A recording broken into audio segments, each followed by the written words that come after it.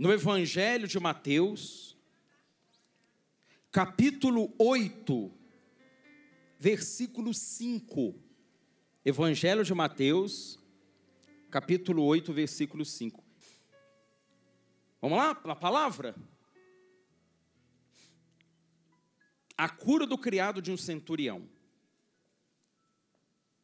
Tendo Jesus entrado em Cafarnaum, apresentou-se-lhe um centurião implorando. O que era um centurião, igreja? O centurião era um oficial do exército romano. E o nome centurião vem de 100, ou seja, um centurião comandava 100 soldados. Então ele era um oficial e ele tinha muitos soldados às suas ordens. 100 homens. Cada centurião era responsável por 100 soldados. Continuando. Senhor, o meu criado jaz em casa, de cama, paralítico, sofrendo horrivelmente. Qual foi o pedido que ele fez? Com relação ao servo que ele tinha. Só que servo, gente, naquela época, era sinônimo de quê? Quem sabe me dizer? Criado? Escravo. Vai lá no dicionário para você ver. Pega lá o dicionário bíblico e vai ver. 99% dos servos eram escravos. Escravos. 1% é que eram trabalhadores. A maioria dos servos eram escravos. Então esse centurião, ele era romano, ele não era judeu, mas ele era um homem temente a Deus. Temente a Deus. Por exemplo, nós que somos, aspas, evangélicos, a gente ouve muitos evangélicos falando, por exemplo, que só os evangélicos vão entrar no reino dos céus. Será? Eu estou para dizer para você que tem muito católico que vai entrar no reino do céu e vai ter muito evangélico que vai ficar do lado de fora. Tem nada a ver, gente. Ah, mas eles adoram imagens de escultura. Nem todo católico adora imagens, sabia disso? Eu conheço católicos que não adoram imagem, não tem imagem nenhuma dentro da igreja dele. Eu conheço padres que dentro da igreja dele não tem imagem. Não tem, ele não aceita. Então esse negócio de dizer que os evangélicos, não, os cristãos. O que é o cristão? Aquele que segue a Cristo. Então nós evangélicos não podemos dizer que só nós vamos ser salvos, não. Aliás, eu vou mostrar ali na Bíblia para você que não é assim. Não é assim. Religião não salva ninguém. Aquele homem não era judeu. Os judeus acreditavam que só eles seriam salvos. E aquele homem não era judeu. Ele era o quê? Romano. Ele era romano. E ele foi pedir, olha só, ele era romano, centurião, tinha uma posição social. E se o servo dele viesse a morrer, ele comprava outro. Porque naquele tempo, gente, você ia no mercado e você comprava quantos escravos você quisesse. Quantos escravos você quisesse. E na Roma antiga, haviam muitos escravos. Muitos. Mas esse homem, ele era diferente. Porque o escravo, o servo dele ficou doente, horrivelmente. E ele foi até Jesus para pedir que Jesus pudesse curar o servo dele. Então ele era uma pessoa de bom coração. O que Jesus respondeu? Jesus lhe disse: eu irei curá-lo. Mas o centurião respondeu: Senhor, não sou digno de que entres na minha casa. Olha só, ele era romano. Normalmente os romanos se consideravam superiores aos judeus. Até porque a Judéia estava sob domínio de Roma. Roma, à época, era o maior império do mundo. Então, os romanos eram orgulhosos, né? Tratavam muitas vezes com dureza aqueles que estavam sob o seu domínio. Mas aquele homem, ao contrário, ele era humilde. E ele reconhecia a autoridade de Jesus a ponto de dizer: Senhor, eu não sou digno de que o Senhor entre na minha casa. Olha só, gente, a humildade desse homem. Mas apenas manda com uma palavra e o meu rapaz será curado.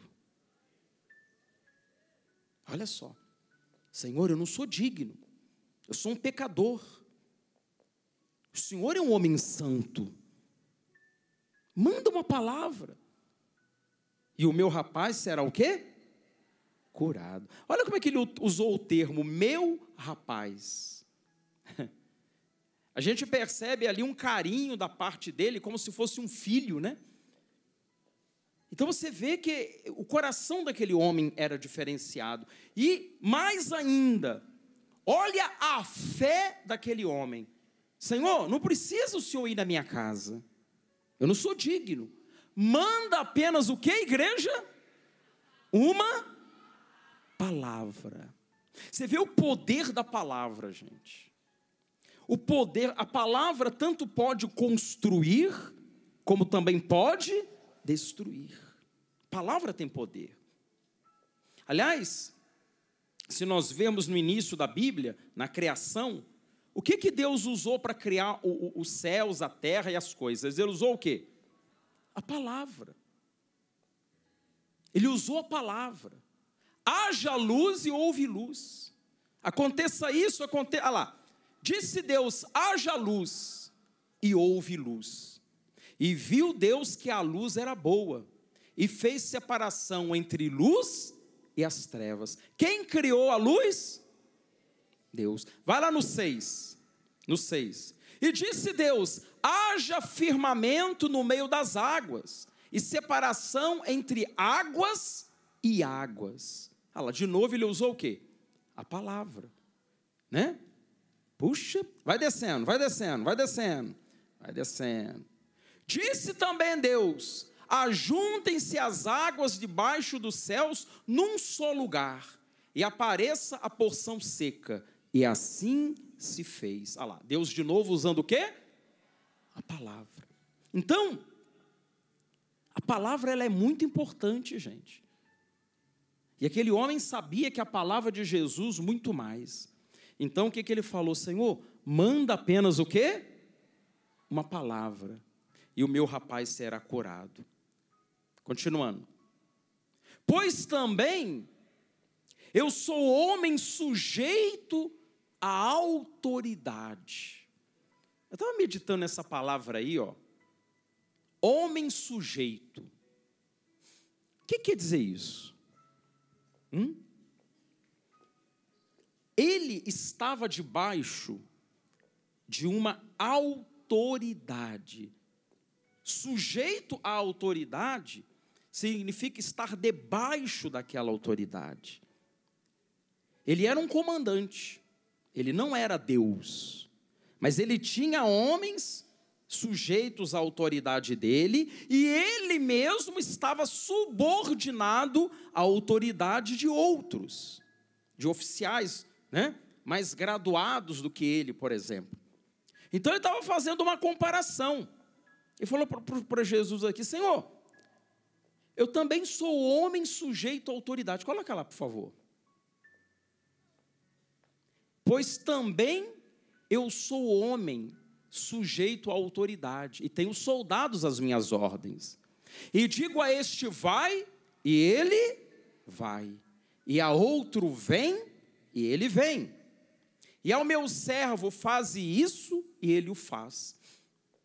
Por exemplo, no exército, quando um oficial dá uma ordem a um soldado, ele obedece ou não obedece? E se ele não obedecer? O que acontece? Vai. Ela vai preso. Um soldado que se desobedece ou não acata uma ordem, imediatamente ele é preso. E dependendo, ele pode ser levado até uma corte marcial e ser condenado. Sabia disso? Então, o soldado obedece, ele não é doido. Primeira coisa que um recruta, que é um soldado novo, ele aprende no quartel, é que ele tem que obedecer. Lá não é bagunça não, gente. Passou o oficial, presta continência. Como é que ele chama um oficial? Senhor. Não importa a idade. Não importa. Às vezes acontece muito, eu já vi, um sargento, né? Ele ser mais velho que o capitão. Isso acontece muito. Tem alguns oficiais, sargentos, são antigos, né? E ele parou ali naquela patente. E às vezes chega um outro, estudou, fez o curso e tal, aí sai como tenente, capitão, sei lá, um grau acima dele. E o sargento, embora mais velho, tem que chamar de senhor aquele que tem uma patente acima dele. Não importa a idade. Não importando a idade. Vem ali, filhinho, por favor. Então, a autoridade é isso aí. Ó. Então, uma das coisas que se aprende no exército é a disciplina. Soldados obedecem o comandante. Então, esse centurião falou, eu também sou homem sujeito a ordens, eu obedeço também, como também eu mando. E quando eu mando, o soldado tem que fazer o que eu estou mandando. E o meu servo, no caso o escravo, ele é obrigado a fazer o que eu estou mandando. Então ele fez ali uma comparação entre ele, um homem, e Jesus, que era Deus. Senhor, só manda uma palavra, porque assim como eu mando e eles obedecem, se o Senhor mandar, o meu rapaz ficará curado. Foi isso que ele falou. Olha que Jesus reagiu. Mostra lá. Olha a reação de Jesus. Ouvindo isto, admirou-se Jesus. Jesus ficou como, igreja? Como que ele ficou? Por quê? Sabe por que ele ficou admirado? Porque normalmente entre os homens não é comum alguém reconhecer a autoridade como aquele homem reconheceu. Eu e você temos que ter uma coisa dentro de nós, gente. Todas as coisas estão debaixo da autoridade de Deus, igreja. Todas. Os magistrados, os juízes, os políticos, os empresários, os mais ricos, os poderosos desta terra, todos eles estão debaixo da autoridade de Deus, gente. Todos eles estão debaixo da autoridade de Deus. Todos. E Jesus ficou admirado. Porque normalmente as pessoas acham que uma coisa, se um médico vira para você e fala assim, ó, essa doença é assim, assim, assim, e não tem cura, a pessoa logo desmonta. Ah, meu Deus, o médico falou, e agora?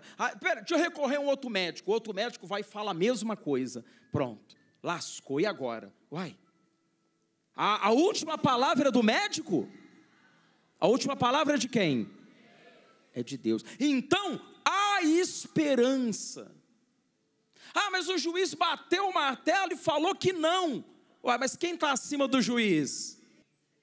Por isso que Jesus ficou admirado, porque normalmente o ser humano, quando se depara com uma autoridade aqui da terra, que fala não pode, ela para por ali.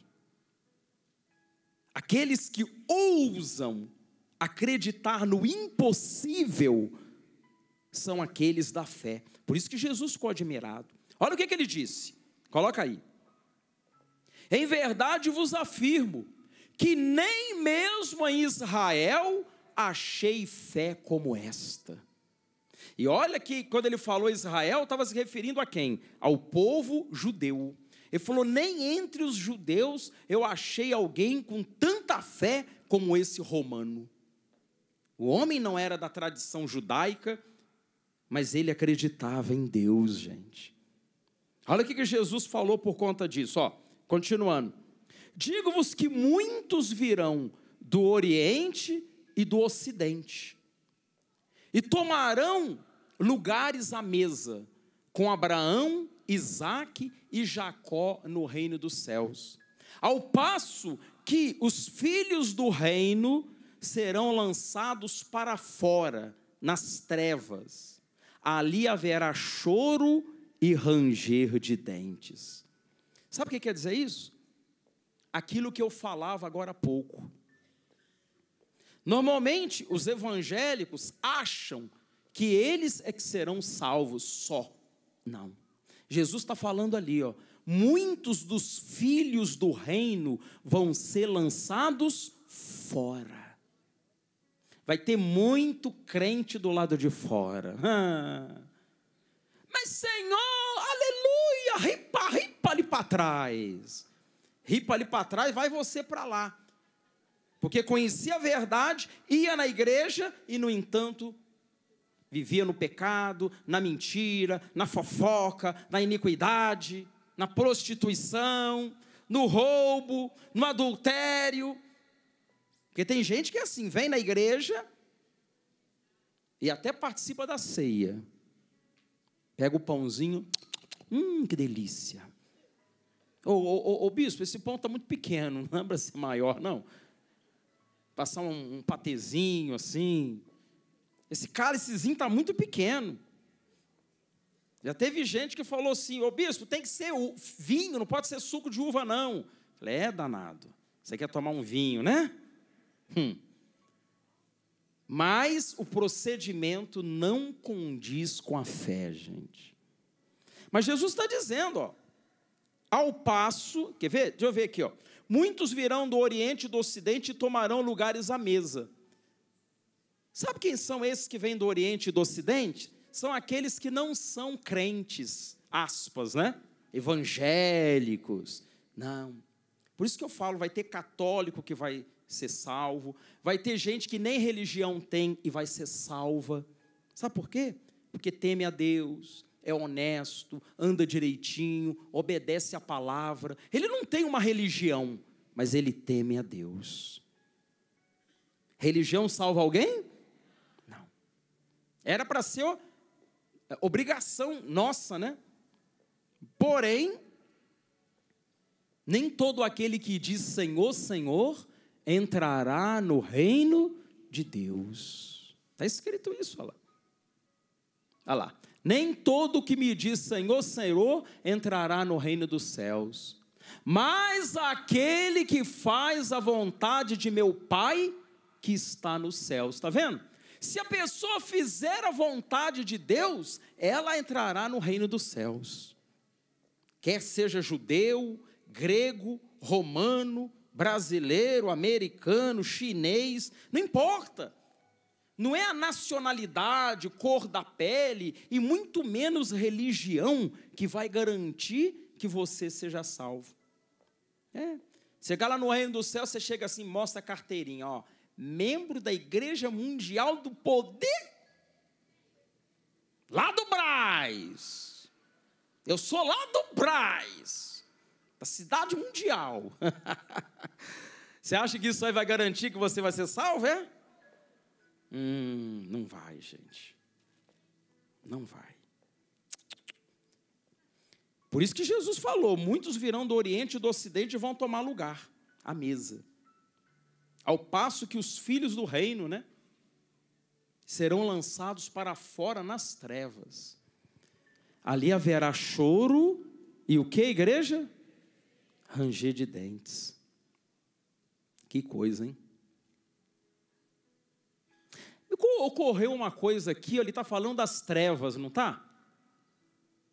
Coloca ela de novo aí, filhinho, nas trevas. Volta lá no início, em Gênesis, quando Deus criou a luz. quando Deus criou a luz. Volta lá no início, por favor, onde ele falou, haja luz. Volta aí. Olha que coisa, olha que me ocorreu aqui, ó. Disse Deus, haja luz, e houve luz. E viu Deus que a luz era boa, e fez separação entre a luz e as trevas. Então, o que são as trevas? O que é trevas? O que são as trevas? A ausência da luz, gente. Você vê que antes não tinha luz. Quem criou a luz? Então existia o que antes? Trevas. Não está escrito ali que Deus criou as trevas. Não. Olha que coisa interessante. Primeiro Deus fez o quê? A luz. E houve luz. E viu Deus que a luz era boa e fez separação entre luz e trevas. Então, o que são as trevas?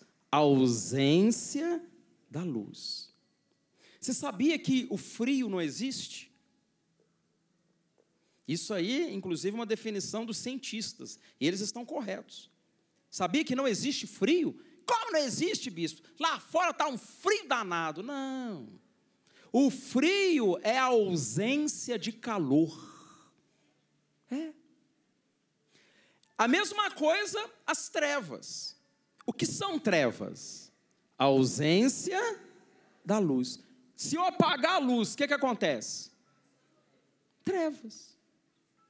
Se o sol parar de brilhar, o que acontece? Frio. Pode observar. Sem o calor, o frio avança. Então você vê que coisa interessante, como é que são as coisas, né? O frio, na verdade, é a ausência de calor. E as trevas, da mesma forma, a ausência de luz. E a Bíblia está dizendo que aqueles que não obedecerem a Deus serão lançados aonde? Aonde? Nas trevas. Ali haverá choro e ranger de dentes. Ou seja, o que são essas trevas aí, bispo? A ausência de Deus. Porque Deus é luz. Então, as trevas, onde serão lançados os incrédulos, é um lugar onde não existe a presença de Deus. Por isso que vai ser um lugar terrível. E ali haverá o que, igreja? Choro e ranger de dentes. Está vendo? Então disse Jesus ao centurião, vai-te e seja feito conforme a tua fé. E naquela mesma hora o servo ficou curado. Glória a Deus, né? Que coisa maravilhosa. Milagre urgente. Na mesma hora, o servo do centurião ficou curado. A fé, certeza de coisas que se esperam, convicção de fatos que se não veem. Então, esse episódio da Bíblia, e é um fato verídico, real, está registrado na palavra de Deus para que nós tenhamos fé. Quando eu digo para você assim, olha, você está abençoado em nome de Jesus, eu estou usando o quê? A fé, através da